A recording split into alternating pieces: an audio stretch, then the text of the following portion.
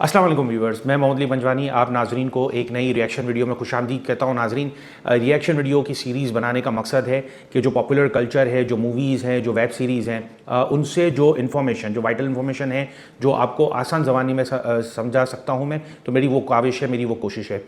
नाज़रीन, आज जो है हम कोशिश करेंगे जानने की हेयर कट क्या है। हेयर कट जो है वो एक रिस्क मैनेजमेंट का एक टूल है। जितने भी रिस्क मैनेजर होते हैं, बहुत बड़े बड़े जो ब्रोकेज हाउसेज होते हैं, जो रिसर्च बेस्ड ब्रोकेज हाउसेज होते हैं, जिसमें यानी टॉप टियर के जो ब्रोकेज हाउस हैं, उनके पास एक रिस्क मैनेजर होता है। और SECP का भी जो रूल है, उसके हिसाब से हर ब्रोकेज हाउस में एक रिस्क मैनेजर होना चाहिए जो रिस्क मैनेज करता रहे और जो शेयर होल्डर है उसको बताता रहे कि आपकी जो पोजीशन है उसमें कितना रिस्क इन्वॉल्व है। जब मार्केट नीचे जाती है तो इसके बाद जो है उसको ये सारी चीज़ें पता चलना शुरू होती है। कोई टर्मिनोलॉजी ऐसी होती है जो इक्विटी डीलर्स को भी नहीं पता होती। मैं 2 ब्रोकेज हाउस में काम कर चुका हूँ अल्हम्दुलिल्लाह, और दोनों टॉप टियर के जो है वो ब्रोकेज हाउस है। एक जो ब्रोकेज हाउस में मैंने काम किया, वहाँ पर रिस्क मैनेजर के साथ मैंने बहुत अच्छी दोस्ती कर ली थी, क्योंकि मुझे चीज़ें सीखनी थी। मुझे वो रिस्क मैनेजमेंट की जो ट्रिक्स हैं वो सीखनी थी, ताकि मैं अपने जो क्लाइंट हैं उसको बेहतर तरीके से ट्रेड एग्जीक्यूट करा सकूँ। दूसरे हाउस में जो रिस्क मैनेजर थे उनसे मेरी थोड़ी बहुत नोक जोक हुआ करती थी। बहुत अच्छे दोस्त हैं मेरे, बहुत अच्छे कॉलीग हैं, मैं उनकी बहुत रिस्पेक्ट करता हूँ। लेकिन उनको ये पता था कि भाई ये जो है मुझे तंग करेगा और ये जो है अपनी चीज़ें पॉइंट निकाल के देगा। तो वो भी बहुत बड़े पाए के रिस्क मैनेजर थे, और कभी कोई मुझे पोजीशन बनानी पड़ती थी, क्योंकि मैं फ्यूचर्स में लोगों को काम कराता हूँ, अपने इन्वेस्टर को, क्लाइंट को जो है कभी कभार फ्यूचर भी रेकमेंड करता हूँ कि आप फ्यूचर में शॉर्ट सेल भी कर सकते हैं, आप लॉन्ग पोजीशन भी बना सकते हैं। MFS और MTS के मैं थोड़ा अगेंस्ट हूँ, तो फ्यूचर से रिलेटेड जो है मुझे ऑब्वियसली रिस्क मैनेजमेंट की जो है वो दरकार होती थी, और जो रिस्क मैनेजर है वो मुझे सारी चीज़ें गाइड करते थे। तो रिस्क मैनेजमेंट का एक टूल है हेयर कट। हेयर कट अगर आप नाम सुनते हैं तो आपको ऐसा लग रहा है कि हजामत हो रही है, किसी किस्म की हजामत नहीं हो रही। आप अगर बैंक में गोल्ड भी गिरवी रखते हैं, तो अगर एग्जांपल दे रहा हूँ, फॉर इंस्टेंस आप जो है लाख रुपए का गोल्ड जो है वो गिरवी रखते हैं, तो बैंक जो है वो आपको लाख रुपए का लोन नहीं देगा। बैंक जो है वो रिस्क मिटिगेट करेगा। गोल्ड का रेट ऊपर भी जा सकता है, गोल्ड का रेट नीचे भी आ सकता है, तो उसकी जो फ्लक्चुएशन है उसको देखेगा, और उस हिसाब से जो है जितने भी बैंक्स हैं वो ये तयन करेंगे कि भाई ये गोल्ड में जो है इतनी फ्लक्चुएशन है, तो गोल्ड का इतना जो है वो हेयर कट होना चाहिए। जैसे आपने लाख रुपए का लोन लिया, तो आपको बैंक जो है वो 85,000 का लोन ग्रांट करेगी या 80,000 का लोन ग्रांट करेगी।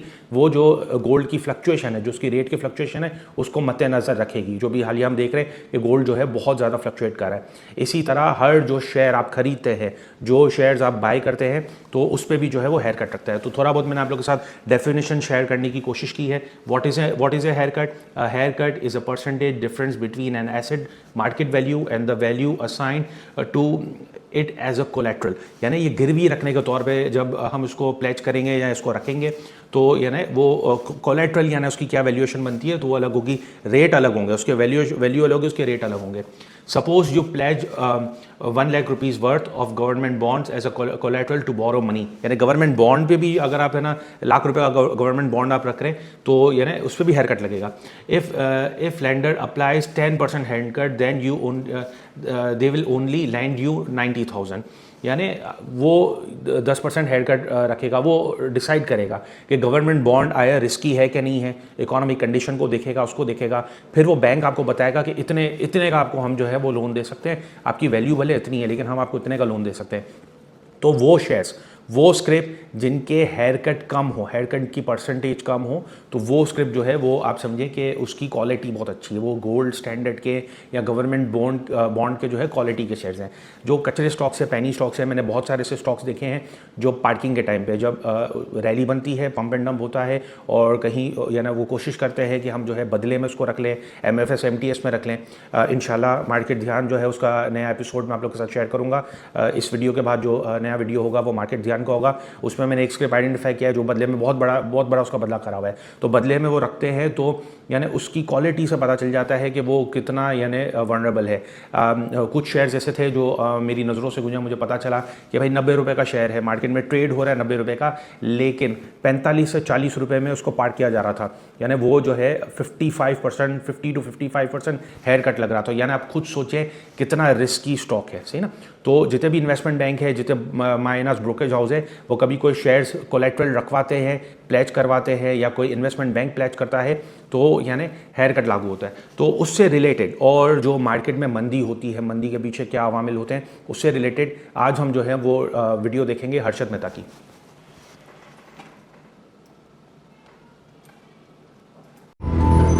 ये जो हर्षद और एसबीआई की बातचीत चल रही है पक्की है? 100%। इस बार मेहता मरेगा, पूरा फंसा है। अरे कुछ दिनों से तो लेक्सस एसबीआई के बाहर ही खड़ी है। सुनने में आया कि आज तक इतने चक्कर काट चुका है कि एक दिन चक्कर खाकर गिर जाएगा।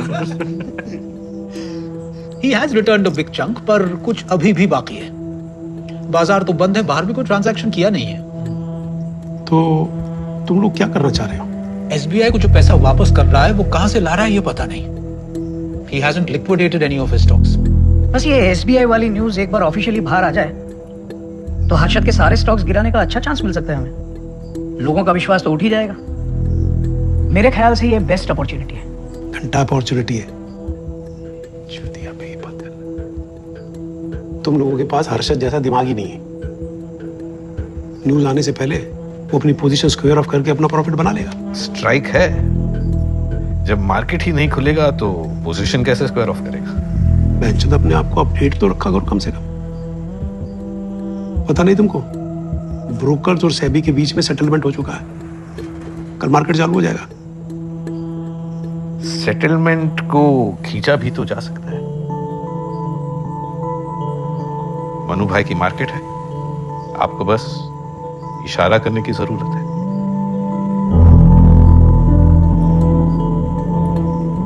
कितने दिन तक बंद रखना पड़ेगा? जब तक न्यूज बाहर नहीं जाती।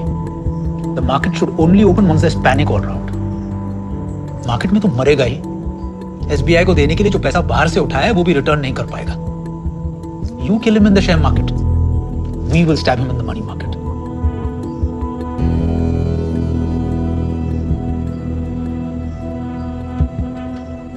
बॉम्बे मैं संभाल लूंगा, लेकिन बाकी के स्टॉक एक्सचेंजेस का क्या होगा? कलकत्ता आप मुझ पर छोड़ दीजिए, और बाकी सब तो वही करेंगे जो बीएसई करेगा।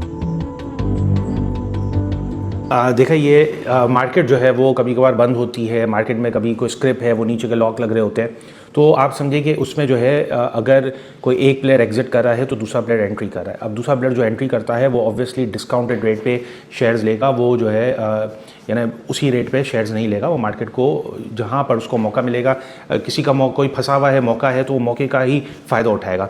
तो अक्सर और बेशतर ये होता है कि मार्केट फ्रीज हो जाती है, या फिर जो है मार्केट में कोई स्क्रिप है मुसलसल नीचे के लॉक लग रहा होता है। तो जब नीचे के लॉक लग रहा होता है और सामने वाला कोई अगर बायर है वो इंटरेस्टेड है, वो उसको पता है कि ये मजबूर है, ये बेचना ही चाहेगा, बेचने को ही तरजीह देगा, तो वो जो है उसके उस मौके का फ़ायदा उठाता है।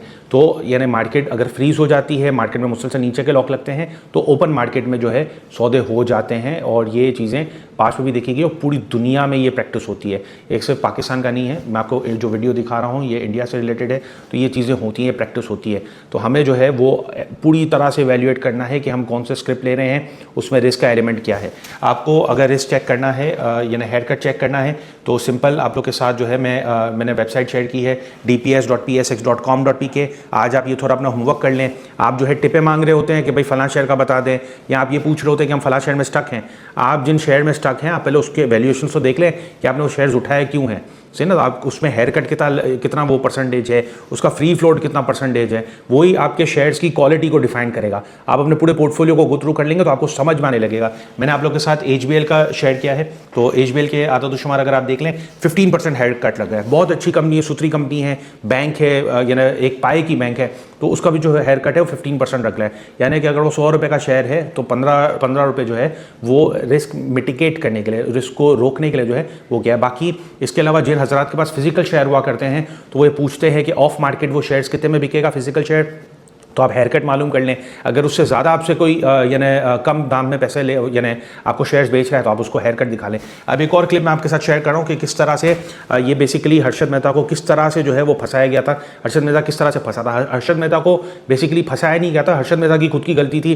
वो बहुत ज़्यादा बुल उस पर था, बुलिश था, और बुलिश के चक्कर में उसने जो है वो SBI वहाँ की जो क्या बोलते हैं बैंक्स है, वहाँ के जो इदारे हैं, जो रेगुलेटरी बॉडीज़ हैं, उनके साथ उसने स्कैम किया था। उसने जो है पैसों की यानी हेरा फेरी की थी, इस वजह से वो फंस गया था और वो चीज़ें जो है आहिस्ता आहिस्ता लीक हो चुकी थी। तो वो बहुत बुरी तरह से एक है ना पिक्चर में फंस गया था। उसकी जो वर्थ थी 1400 करोड़ के जो शेयर्स थे वो जो है अभी औने पौने दाम में खरीदने को तैयार थे। उसको पता है कि भाई इतनी बड़ी क्वांटिटी इतने बड़े दाम में जो है कोई उसे नहीं खरीदेगा। तो आगे आप लोग के साथ में एक और क्लिप शेयर कर रहा हूँ जिसमें एक इन्वेस्टमेंट बैंक का जो फंड मैनेजर है वो किस तरह से हर्षद मेहता से डील कर रहा है। होल्डिंग्स मेरे प्राइस पर लूंगा at a heavy discount. Come on, think again. अगर तुमने उसके होल्डिंग्स नहीं लिए तो NHB को देने के लिए उसके पास 500 करोड़ नहीं होंगे। नो एके, इतने बड़े फ्रॉड के बाद कोई जेल नहीं जाता। Your offer for my 1400 crores of holdings. 35%। ये बेन, ये भांग खा के आया क्या? बुरे से बुरे टाइम में भी अच्छा बिजनेसमैन 25% से ज्यादा हेयरकट नहीं लेता। तुम मुझे गलत समझ रहे हो Harshad. I am not offering you 35% haircut. I am offering you 35% of your entire holdings, जो होता है कुछ 490 crore. I make it a round figure, 10 crore और ले लो, पूरे 500 करोड़। आवड़े नहीं घैंस ने रांधवा भी से भैंस। जिसे धंधा नहीं आता उसे धंधे में घुसना ही नहीं चाहिए। वो क्या सबका धंधा बिगाड़ता है। Thank you for your generous offer. में हमें डूबना नहीं है, और डूबने का जो सबसे आसान तरीका है वो यही है कि शेयर परचेज़ करने से पहले आप अपने सारे जो आदत शुमार है उसको गो थ्रू कर लें।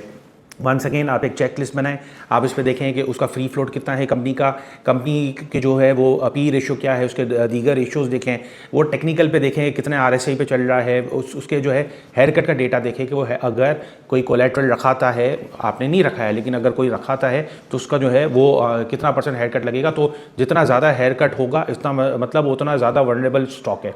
तो हर्षद मेहता जैसा बुल भी जो है वो फंस चुका था और स्टक होते हैं, और जो है फिर लोग जो है फंस जाते हैं और फिर रोते हैं से ना, फिर अपना पोर्टफोलियो गो थ्रू कर रहे होते हैं। तो कि मैंने कहाँ गलती की, तो गलती करने से पहले आप जो है एक चेकलिस्ट बना लें, आप जो है वो सारी चीज़ों को मिटिगेट करें, रिस्क को खुद ही मिटिगेट करना शुरू करें।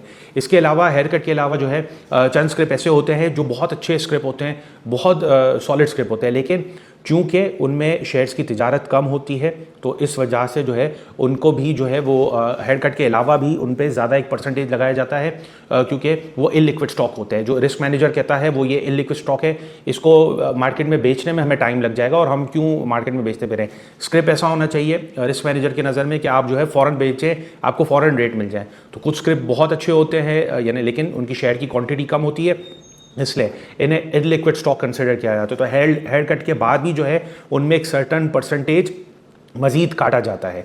तो आपको ये चीज़ें तब समझ में आएंगी जब आप किसी स्टॉक में स्टक होंगे और कोई बड़ा जो प्लेयर होता है वो स्टॉक में स्टक होता है, तो उसके साथ यही होता है। नाज़रीन, उम्मीद करता हूँ आज की वीडियो आपको अच्छी लगी होगी। अब तक के लिए इतना ही, मुझे दीजिएगा इजाज़त। अल्लाह हाफ़िज़।